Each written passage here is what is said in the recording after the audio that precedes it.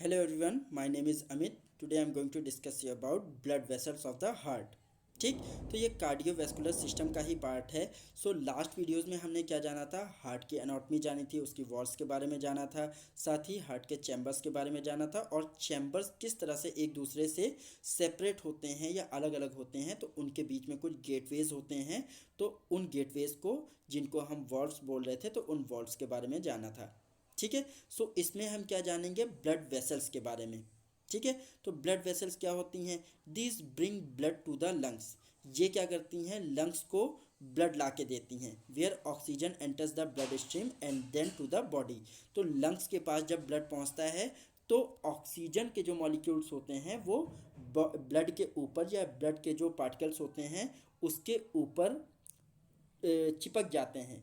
जो हीमोग्लोबिन होता है उसी के ऊपर ये जो ऑक्सीजन के पार्टिकल्स होते हैं, मॉलिक्यूल्स होते हैं, वो चिपक जाते हैं। और एक ब्लड के पार्टिकल के ऊपर केवल चार ऑक्सीजन के मॉलिक्यूल ही चिपक पाते हैं। ठीक है। तो इन्हीं को बोलते हैं आरबीसी।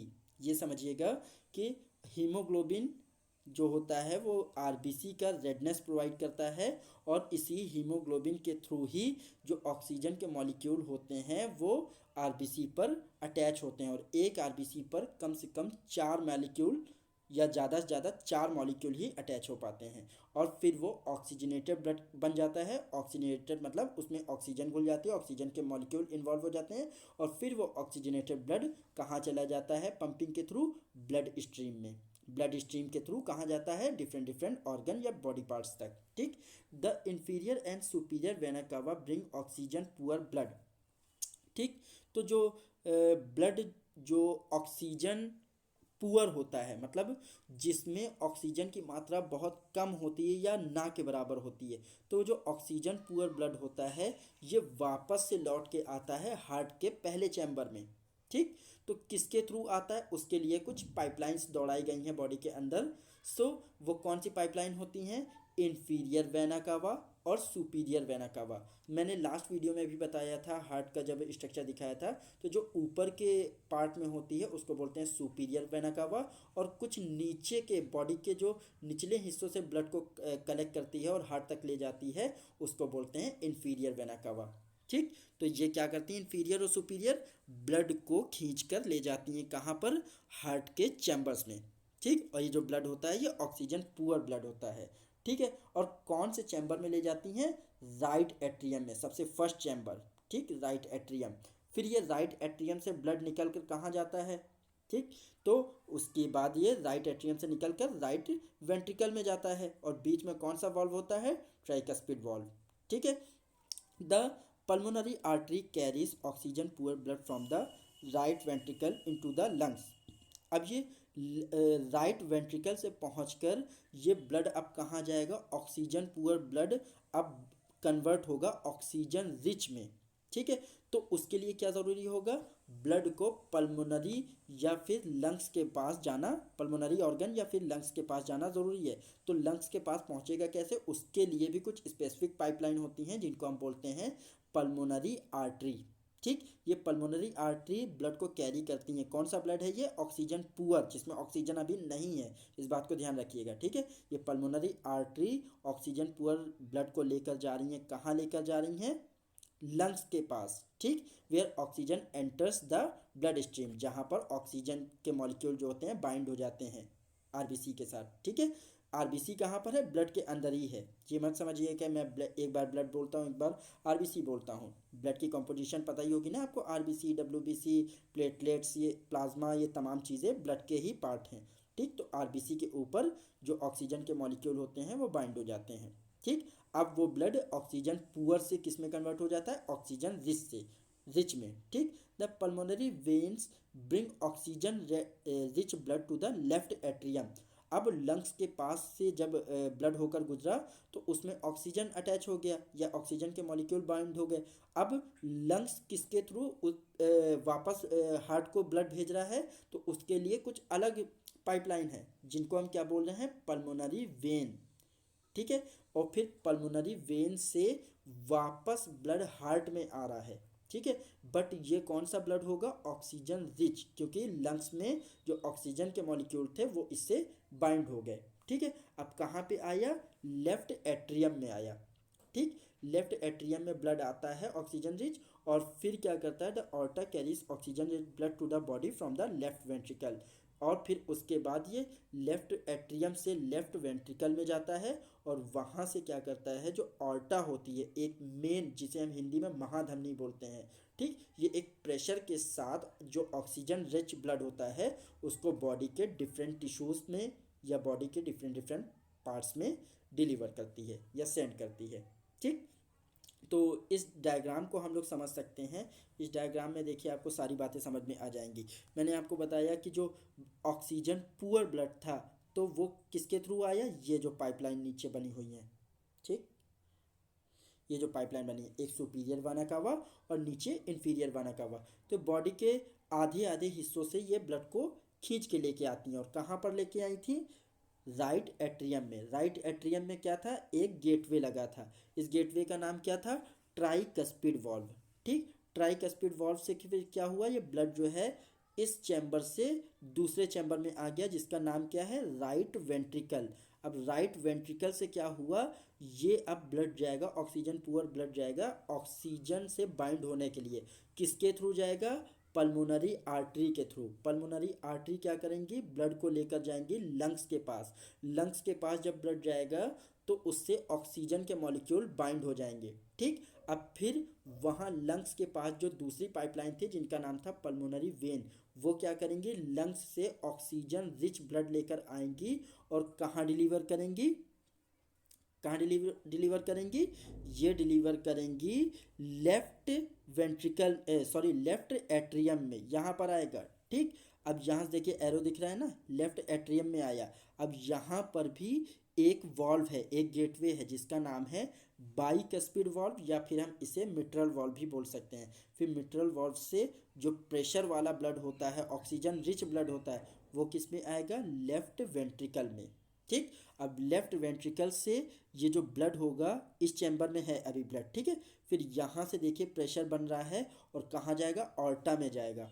तो ऑर्टा में जाने के लिए देखिए एक ये गेटवे बना हुआ है, ये दो हुक टाइप के दिखाई दे रहा है, ये गेटवे बना हुआ है या दरवाजा बना हुआ है जिसे हम वॉल्व बोल रहे हैं। इस वॉल्व का नाम होता है आर्टिक वॉल्व, ये सबसे लास्ट वॉल्व होता है। ठीक है, अब इस आर्टिक वॉल्व से जो ऑक्सीजन रिच ब्लड होता है वो बॉडी के डिफरेंट डिफरेंट पार्ट में पहुंच जाएगा। ठीक, सो आई होप कि आप ये पूरा जो सिस्टम है ये समझ गए होंगे। चलिए इसके बारे में हम लोग जान लेते हैं थोड़ा सा और। Flow of blood to the heart, तो कैसे लंग्स से ऑक्सीजन बाइंड होता है इसके बारे में जानते हैं। तो नीचे से इसको समझते हैं। देखिए जो आर्टरीज या वेन्स होती हैं वो आगे जाके नेटवर्क बनाती हैं, तो उनको क्या बोलते हैं, आर्टेरियोल और वेन्यूल्स। और ये आर्टेरियोल और वेन्यूल्स ये जो पतले पतले नेटवर्क हैं, ठीक, ये और ज़्यादा पतले होते हैं, उनका डायमीटर और पतला हो जाता है, तो उनको क्या बोलते हैं, कैपिलरीज। ठीक, और ये कैपिलरीज आपस में मिलकर क्या बनाती हैं, साइनस बनाती हैं। ठीक, एक तरह का सिनेप्स बनाती हैं। तो इसमें क्या है, ये मान लीजिए एक टिश्यू है, तो इसमें आधी तरफ क्या है, इधर से ब्लड ऑक्सीजन पुअर ब्लड है और इधर से आता जा रहा है ब्लड, और इधर से यूज़ होने के बाद टिश्यू में इधर से निकलता जा रहा है। तो इस तरह से यह मैकेनिज्म कॉन्टिन्यूस टिश्यू के अंदर चलता रहता है। ठीक है, तो हर एक टिश्यू हर एक ऑर्गन के अंदर ये जो मैकेनिज्म चल रहा है। तो इसमें देखिए क्या हुआ कि इधर जो ऑक्सीजन रेड, ये जो रेड कलर का है, ये कौन सा ब्लड है, ऑक्सीजन रिच। ठीक है, तो ऑक्सीजन रिच ब्लड आया कहाँ से, इसके पहले हम जान लेते हैं कि जो ऑक्सीजन पुअर ब्लड था ये कैसे गया। ठीक, तो superior vena cava, inferior vena cava और कोरोनरी साइनस, एक कुछ साइनस भी होते हैं जिनको हम वेना कावा की तरह ही एक नेटवर्क फॉर्मेशन होती है जिसे हम बोलते हैं कोरोनरी साइनस। इनके थ्रू ब्लड खींचकर किसके थ्रू जाता है, राइट एट्रियम में पहुंचता है। ठीक, ये कौन सा ब्लड था, डीऑक्सीजनेटेड। वहाँ पर वॉल्व कौन सा हमने देखा था, ट्राइकस्पिड वॉल्व। ठीक, फिर ट्राइकस्पिड वॉल्व ब्लड को कहाँ भेज देता है, राइट वेंट्रिकल में, राइट एट्रियम से राइट वेंट्रिकल में। फिर राइट वेंट्रिकल क्या करता है, पल्मोनरी वॉल्व को खोलता है और पल्मोनरी वॉल्व के थ्रू जो पल्मोनरी आर्टरीज थी उनके थ्रू ब्लड कहाँ जाता है, लंग्स के पास। ठीक, लंग्स के पास किया जाता है, यहाँ पर भी नेटवर्क है, यहाँ ब्लड जब होके गुजरता है तो इससे ऑक्सीजन के मॉलिक्यूल अटैच हो जाते हैं। फिर ऑक्सीजन जब ब्लड के पास से अटैच हो गया तो वो कौन सा ब्लड हो गया, ऑक्सीजन रिच, मतलब उस ब्लड के अंदर अब ऑक्सीजन है। फिर वो लंग्स क्या करते हैं, एक नई पाइपलाइन के थ्रू, जिसे हम बोलते हैं पल्मोनरी वेन, ठीक है, उनके थ्रू ब्लड को वापस हार्ट में भेजता है। तो हार्ट में पल्मोनरी वेन के थ्रू जब ब्लड आता है तो सबसे पहले कहाँ पहुँचता है, लेफ्ट एट्रियम में। लेफ्ट एट्रियम में जब ब्लड पहुँचता है फिर ये लेफ्ट एट्रियम से कहाँ ट्रांसफ़र होता है, लेफ्ट वेंट्रिकल में। तो ये बैकफ्लो को रोकने के लिए बीच में जो वॉल्व हमें दिखाई देता है वो कौन सा होता है, बाइकस्पिड वॉल्व। ठीक, इधर कौन सा था, ट्राइकस्पिड, और ये कौन सा है, बाइकस्पिड, या इसका दूसरा नाम होता है मिट्रल वॉल्व। ठीक, अब फिर मिट्रल वॉल्व के थ्रू लेफ्ट वेंट्रिकल में पहुंचता है, और लेफ्ट वेंट्रिकल के पास जो वॉल्व होता है उसका नाम होता है आर्टिक वॉल्व। फिर आर्टिक वॉल्व से डायरेक्ट ब्लड पहुंचता है आर्टा में, ठीक, जो महाधमनी जिसे हम हिंदी में बोलते हैं, जिसके बाद अदर टिश्यूज में फिर से ऑक्सीजनेटेड ब्लड पहुंचता है, और फिर आर्टा जो होती है बॉडी के डिफरेंट टिश्यूज में ऑक्सीजनेटेड ब्लड को सप्लाई कर देती है। तो ये साइकिल कॉन्टिन्यूसली चलता रहता है। ठीक है, तो इसी को ही बोलते हैं ब्लड फ्लो। ठीक है, तो इसमें blood supply and venous drainage of heart. ठीक, तो ब्लड की सप्लाई हार्ट के अंदर कैसे होती है, आर्टीरियल सप्लाई, मतलब जो ब्लड लेकर आ रही थी हार्ट के अंदर, आ कहाँ से रहा था ब्लड, आर्टरीज के थ्रू। ठीक है, by the right and left coronary arteries branch from the aorta immediately distal to aortic valve. ठीक, तो आर्टीरियल सप्लाई जो हो रही थी जिसके थ्रू ब्लड जो है हार्ट से जा रहा था, तो क्या हो रहा था, किसके थ्रू जा रहा था, ऑर्टा में जो कोरोनरी आर्टरीज थी वो रिस्पॉन्सिबल थी इसके लिए। ठीक है, और आर्टिक वाल्व से लास्टली ब्लड निकल कर कहाँ पहुँच रहा था, अदर टिश्यूज़ में जहाँ ऑक्सीजन की डिमांड है। ठीक है, हर एक टिश्यू को ऑक्सीजन की डिमांड होती है। Heart receive 5% of the blood pump from heart. ठीक, तो जब हार्ट एक बार पंप कर देता है तो एक बार में 5% ब्लड, मतलब एक तरफ से पंप कर दिया, फिर भी उसके अंदर करीब करीब 5% ब्लड रह जाता है। ठीक है, और फिर हार्ट को खाली होना होता है। तो हार्ट को खाली करने के लिए क्या होता है, वेनस ड्रेनेज, मतलब जो वेन्यूल सिस्टम होता है, वेनस वाला सिस्टम जो होता है उसके थ्रू हार्ट खाली होता जाता है। आर्टरीज से वेंट्रिकल्स में जा रहा था ना, तो इसी तरह से हार्ट खाली होता जाता है, फिर से भरता है ब्लड से, फिर खाली होता है और फिर से भरता है। ठीक है, तो कोरोनरी आर्टरीज क्या करती हैं, जो हार्ट के अंदर सप्लाई हो रही है ब्लड की उसके लिए रिस्पॉन्सिबल होती हैं, और जो ड्रेन कर रहे हैं, हार्ट अब खाली हो रहा है तो वो किसके थ्रू हो रहा है, कोरोनरी साइनस की तरह वजह से। ठीक है, और ये कोरोनरी साइनस कहाँ पर होते हैं, सबसे फर्स्ट चैम्बर जो था राइट एट्रियम के पास वहाँ पर होते हैं, जहाँ पर सुपीरियर वेना कावा और इंफीरियर वेना कावा जुड़ती हैं। उन्हीं के पास कोरोनरी साइनस भी होते हैं जो हार्ट को खींच कर लाते हैं, जो ब्लड को खींच कर लाते हैं और हार्ट को देते हैं। ठीक, अब अगर कार्डियक साइकिल की बात करें, कार्डियक साइकिल क्या होता है, मैंने आपको बताया ना कि टिश्यूज़ के पास ऑक्सीजन रिच ब्लड जाता है, फिर टिश्यूज़ में जो भी एटीपी एडीपी वगैरह का निर्माण होता है वो सब हो जाता है, टिश्यूज़ अपने आप को एक्टिव कर लेते हैं। फिर ऑक्सीजन यूज़ करने के बाद क्या होता है, जो ऑक्सीजन पुअर ब्लड होता है वो वापस से निकल जाता है, फिर ऑक्सीजन पुअर ब्लड दोबारा से रिचार्ज होने के लिए लंग्स के पास जाता है और हार्ट से पंप होकर वापस से उन्हीं टिश्यूज़ के पास। तो ये साइकिल चलता रहता है, तो इसी को ही बोलते हैं कार्डियक साइकिल, अगर आम भाषा में या जनरल भाषा में समझने की कोशिश करें तो ये कार्डियक साइकिल क्या है, टिश्यूज़ के पास पुअर ब्लड था, वो रिचार्ज होकर आया ऑक्सीजन रिच ब्लड में, फिर ऑक्सीजन रिच ब्लड टिश्यूज़ के द्वारा यूज़ हो गया, फिर से वो ऑक्सीजन पुअर में कन्वर्ट हो गया, फिर से वो वापस लंग्स के पास गया। तो ये साइकिल जो चल रहा है ये 3 स्टेप में चलता है, इसी को ही हम बोलते हैं कार्डियक साइकिल। ठीक, तो पहला कौन सा इसमें स्टेप होता है, आर्ट्रियल सिस्टोल। सिस्टोल का मतलब होता है जो हार्ट सिकुड़ता है, सिस्टोल में सी जो आगे लगा है ना, सी से आप याद रखिएगा, सिकुड़ना। ठीक है, या कॉन्ट्रैक्शन, कॉन्ट्रैक्शन का मतलब हिंदी में बोलते हैं सिकुड़ना। तो आर्ट्रियल सिस्टोल का मतलब क्या हुआ, एट्रिया वाला जो पार्ट होता है, एट्रिया जो होते हैं वो कॉन्ट्रैक्ट होते हैं, मतलब सिकुड़ते हैं। दूसरा क्या है, एट्रिया एक बार सिकुड़ता है, फिर दूसरी बार में वेंट्रिकल के पास, जब पहले एट्रियम में आया था फिर उसने क्या किया था, ब्लड को ट्रांसफ़र कर दिया था वेंट्रिकल के पास, और वॉल्व बीच में बंद हो गए थे जो बैक फ्लो को रोक रहे थे। याद है ना आप लोग को। तो उसमें वेंट्रिकल फिर दोबारा में पहले आर्ट्रियल सिस्टोल हुआ, फिर उसके बाद दूसरा चैम्बर में जब ब्लड पहुंचा तो वो फिर वेंट्रिकल में जब पहुंचा तो वेंट्रिकल ने अपना कॉन्ट्रैक्शन किया। ठीक, तो ये आर्ट्रियल एक बार कॉन्ट्रैक्ट होते हैं, फिर वेंट्रिकल कॉन्ट्रैक्ट होते हैं, आर्ट्रियल कॉन्ट्रैक्ट होते हैं, वेंट्रिकल कॉन्ट्रैक्ट होते हैं, तो ये साइकिल बार बार चलता रहता है। तो इसी को ही बोलते हैं कार्डियक साइकिल। बट इनके बीच में एक कंडीशन ऐसी भी आती है जब दोनों आर्ट्रिया और वेंट्रिकल दोनों रिलैक्स हो जाते हैं। मतलब हार्ट मान लीजिए इस तरह से है, दो अलग पार्ट हैं, ये लेफ्ट एट्रिया और लेफ्ट वेंट्रिकल, और ये दो राइट एट्रिया राइट वेंट्रिकल। तो एक बार में इधर ब्लड आया ये वाले में, ऊपर से नीचे तक आ गया, फिर इसने दूसरे को दे दिया, तो इधर वाला फेस जो है रिलैक्स हो गया, फिर इधर वाले काम कर रहे हैं, फिर इधर आ गया, फिर इसने दूसरे वाले फेस को दे दिया, इधर वाला काम करने लगा। तो ये जो साइकिल चल रहा है, एक बार जो कॉन्ट्रेक्शन और रिलैक्सेशन की पूरी प्रोसेस हुई तो इसको हम बोलते हैं कंप्लीट कार्डियक साइकिल। ठीक, तो हार्ट अगर कॉन्ट्रैक्ट हो रहा है या आर्टरिया वेंट्रिकल की अगर सिंगुलर बात करें तो वो अगर कॉन्ट्रैक्ट हो रहे हैं तो रिलैक्स भी होंगे। ठीक है, तो जब एक कंडीशन ऐसी आती है कि आर्टरिया और वेंट्रिकल जब रिलैक्स हो जाते हैं दोनों, मतलब ब्लड को आगे भेज दिया है टिश्यूज़ के पास और नए ऑक्सीजन पुअर ब्लड को वापस से कैरी करने के लिए तैयार होते हैं, तो उसको बोलते हैं कंप्लीट कार्डियक डायस्टोल। मतलब हार्ट के जो अब चैम्बर्स हैं वो रिलैक्स मोड में है। और ये कितने सेकंड का होता है? ओनली 0.1 सेकेंड का। कितने देर का? 0.1 सेकेंड, मतलब 1 सेकेंड भी पूरा नहीं है। ठीक, तो ये कार्डियक साइकिल टोटल कितने सेकेंड का होता है? ये 1 सेकेंड तो ज़्यादा हो गया, 0.8 सेकेंड, मतलब 1 सेकेंड का 80 भाग। ठीक, तो उतनी देर में एक कार्डियक साइकिल कंप्लीट हो जाता है। तो इसमें हम क्या जानेंगे? Cardiac cycle is defined as sequence of coordinated event taking place in the heart during each beat. तो मैंने आपको बताया कि एक बार हार्ट के जो आर्टरिया होता है वो एक बार कॉन्ट्रैक्ट होता है, फिर रिलैक्स होता है, फिर वो वेंट्रिकल को ब्लड दे देता है, फिर वेंट्रिकल कॉन्ट्रैक्ट होता है, फिर रिलैक्स होता है। तो ये जो साइकिल है कॉन्टिन्यूसली चलता रहता है कोऑर्डिनेटेड फॉर्म में। तो इसी स्टेप्स को बार बार दोहराया जाता है हार्ट के द्वारा, जिसे हम बोलते हैं एक बीट।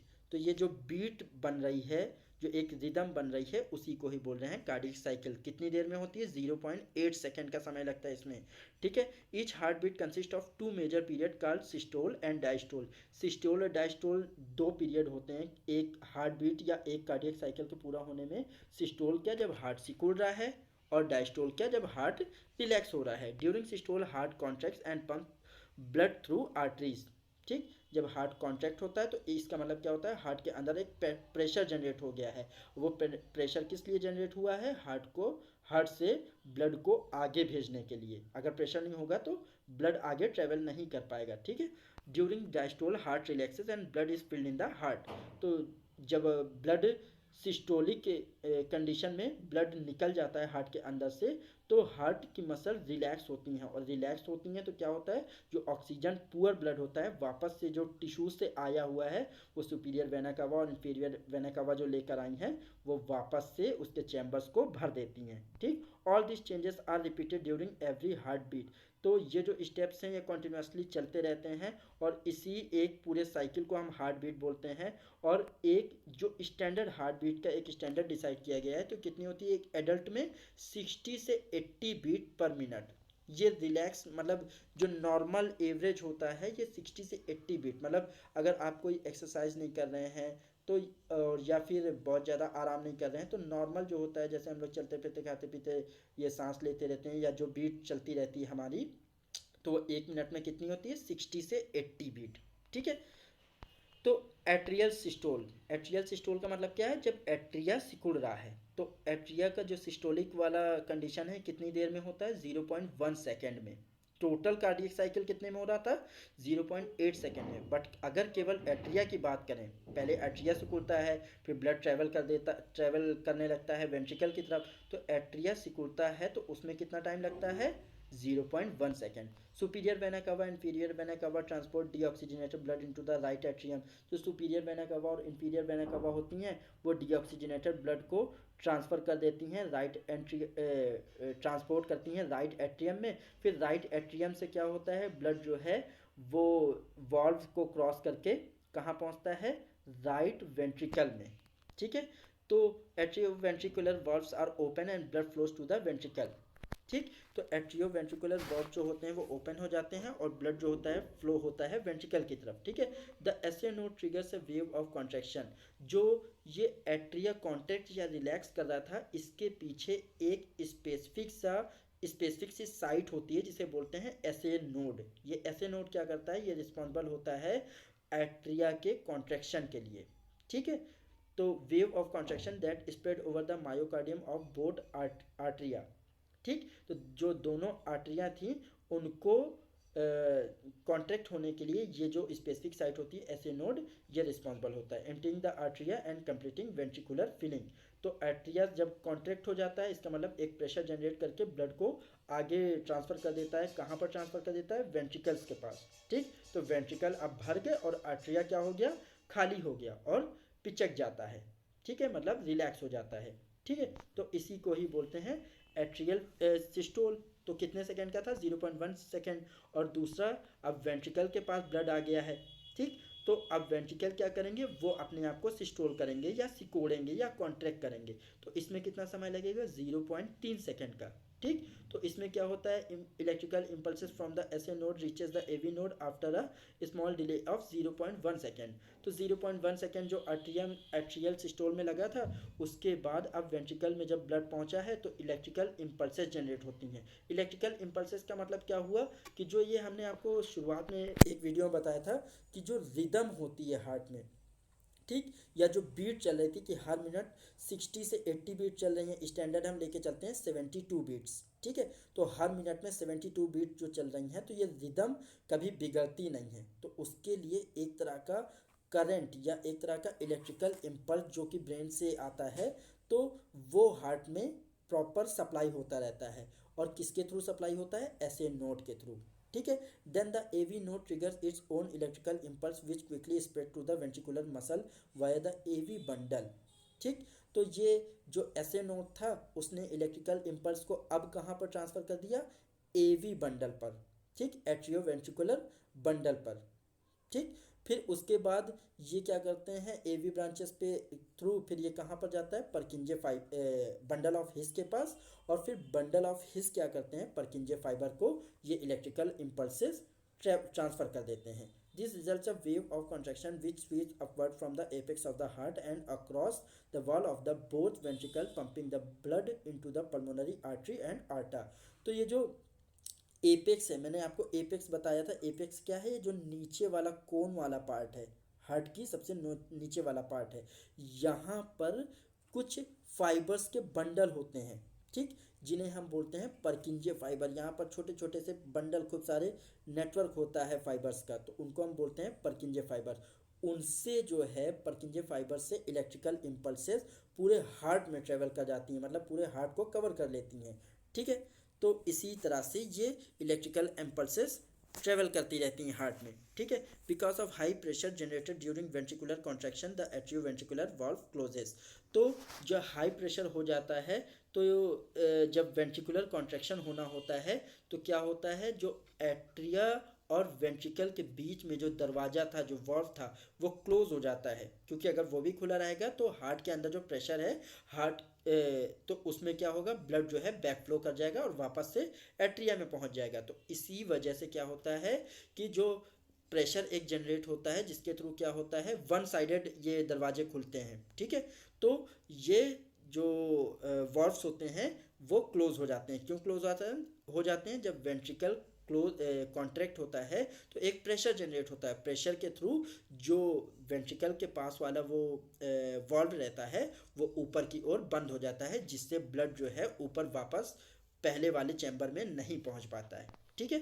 सो ये वेंट्रिकुलर सिस्टोल हो गया, ठीक। और फिर इसी साइकिल को रिपीटेडली चलता रहता है ये पूरी लाइफ टाइम। तो इसी को बोलते हैं कंप्लीट कार्डियक डायस्टोल, ठीक। एक कंडीशन ये भी आती है, अब एट्रिया से वेंट्रिकल में आ गया और वेंट्रिकल से ब्लड आगे पल्मोनरी आर्टरी में पहुंच गया, ठीक। तो अब क्या है, एट्रिया भी रिलैक्स है और वेंट्रिकल भी रिलैक्स है, दोनों पास ब्लड नहीं है। और रिलैक्स होने का मतलब ये नहीं होता है कि वो अब काम नहीं करेंगे। रिलैक्स होने का मतलब है अब जब नया ब्लड आएगा जिसमें ऑक्सीजन नहीं होगी, ठीक है, वो उस चैम्बर में आके दोबारा से फिल होगा। ठीक, तो इस डायस्टोल वाले पीरियड को हम क्या बोल रहे हैं, जो एट्रिया वेंट्रिकल का रिलैक्स पीरियड है उसको हम बोल रहे हैं कार्डियक डायस्टोल। इसमें कितना समय लगता है, 0.4 सेकेंड का। तो after contraction of ventricle there is complete cardiac diastole. अब वेंट्रिकल में जो ब्लड आया था वो आगे पल्मोनरी आर्टरी के थ्रू आगे बढ़ गया। ठीक, तो वेंट्रिकल भी अब खाली है और एट्रिया तो खाली था। ठीक, तो कार्डियक डायस्टोल में इसमें कितना समय लगा, 0.4 सेकेंड का। ठीक, यहाँ पर क्या होता है, आर्ट्रिया और वेंट्रिकल दोनों रिलैक्स होते हैं 0.4 सेकेंड के लिए, केवल 0.4 सेकेंड मत लिख दीजिएगा, सबके आगे जीरो जरूर लगा हुआ है। During this time the myocardium recover ready for next heart beat. तो इस दौरान क्या होता है, जो इलेक्ट्रिकल इम्पल्सेस जो चल रही थी, ठीक है, ऐसे नोड से और बंडल ऑफ हिस से, परकिंजे फाइबर से, तो ये सारी इम्पल्सेस क्या करती हैं, एक नई बीट के जनरेशन के लिए दोबारा से रेडी होती हैं। ठीक है, और ये बीट कहाँ पर बन रही थी, मैंने आपको बताया था, जो हार्ट की 3 लेयर थी ना, तो उसमें से एक मिडिल वाली लेयर थी जिसको हम बोल रहे थे मायोकार्डियम। तो ये जितनी भी बीट वाली फंक्शनिंग हो रही है, हार्ट अपना फंक्शन जो प्रोवाइड कर रहा है, कॉन्ट्रेक्शन और दे रहा है और रिलैक्सेशन कर रहा है, तो किस लेयर में हो रहा है, मायोकार्डियम में। ठीक, मतलब मिडिल वाली लेयर में। तो इसको पूरे को बोलते हैं कार्डियक साइकिल। एक क्विक रिव्यू अगर हम ले लें तो यहाँ देखिए दिखाई दे रहा है कि पहले मान लीजिए हार्ट जो था वो डायस्टोल था, ये दो पार्ट में बटा हुआ है, ये लेफ्ट एट्रियम राइट एट्रियम और ये राइट वेंट्रिकल, और ये लेफ्ट एट्रियम और ये लेफ्ट वेंट्रिकल। तो हार्ट का जो एक पार्ट है एक तरफ का, यहाँ से ऑक्सीजन पुअर ब्लड आया। ठीक, फिर ये क्या किया, जब इसने ट्रांसफ़र कर दिया वेंट्रिकल के पास तो ये हो गया खाली ऊपर वाला।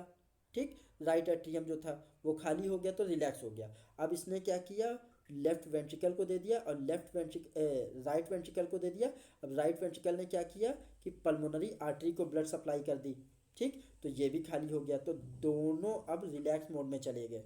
ठीक, तो इसको क्या बोलेंगे, दोनों रिलैक्स मोड में गए हैं, तो अब क्या होगा, इनके अंदर से दोबारा से ब्लड आके फिल होगा। तो दोबारा से जो फिर से ब्लड होगा तो अब इनको फिर से वही प्रोसेस करनी पड़ेगी, फिर से इसके अंदर जब ब्लड आएगा तो फिर से ये वेंट्रिकल को दे देगा और ये वेंट्रिकल दोबारा से पल्मोनरी आर्टरी को दे देगा। ठीक, तो ये जो साइकिल कॉन्टिन्यूसली चल रहा है इसी को बोल रहे हैं कंप्लीट कार्डियक साइकिल। तो अभी क्या है, इस वाले पार्ट में डायस्टोल में दोनों आर्टरिया और वेंट्रिकल रिलैक्स मोड में है। फिर उसके बाद क्या होता है दूसरे पार्ट में कि आर्टरिया पहले सिकुड़ता है। ठीक, तो पहले इसके अंदर जब सुपीरियर वेना कावा या इंफीरियर वेना कावा ब्लड लेकर आई तो इसने क्या किया, एक प्रेशर जनरेट करने के लिए अपने आप को सिकोड़ करके जो ट्राइकस्पिड वाल्व था वो खुला, एक प्रेशर जनरेट हुआ, ट्राइकस्पिड वाल्व खुला और ब्लड जो है नीचे वाले चैम्बर में चला गया वेंट्रिकल में। ठीक, तो इसको हम क्या बोलेंगे, सिकुड़ा कौन था, आर्ट्रिया, तो इसलिए हम बोलेंगे इसको एट्रियल सिस्टोल। ठीक, अब एट्रिया के पास जो ब्लड था उसने डिलीवर कर दिया वेंट्रिकल को। ठीक, अब वेंट्रिकल क्या करेगा, वो अपने आप को सिस्टोल करेगा या कॉन्ट्रैक्ट करेगा। तो वेंट्रिकल जब सिस्टोल होगा या कॉन्ट्रैक्ट करेगा अपने आप को, तो ये किसको ब्लड देगा, लंग्स पे ले जाने के लिए, मतलब पल्मोनरी आर्टरी से होते हुए अब ब्लड कहाँ जाएगा, लंग्स के पास। क्यों जाएगा, ऑक्सीजन की पूर्ति करने के लिए। ठीक, तो ये भी खाली हो गया अब। तो अब दोनों जब खाली हो गए तो इसको हम क्या बोल रहे हैं, कार्डियक डायस्टोल। ठीक, और ये कार्डियक डायस्टोल फिर से इसी पोजीशन पर आ गए। तो ये साइकिल इस तरह से कॉन्टिन्यूसली चलता रहता है, तो इसी को बोलते हैं कार्डियक साइकिल। ठीक, कितनी देर का था ये, 0.8 सेकेंड का। और मैंने आपको सारे जितने भी साइकिल थे ये कितनी कितनी देर के होते हैं, किस वजह से होते हैं, ये भी मैंने आपको बता दिया। आई होप कि आपको अच्छे से समझ में आया होगा। So now thank you.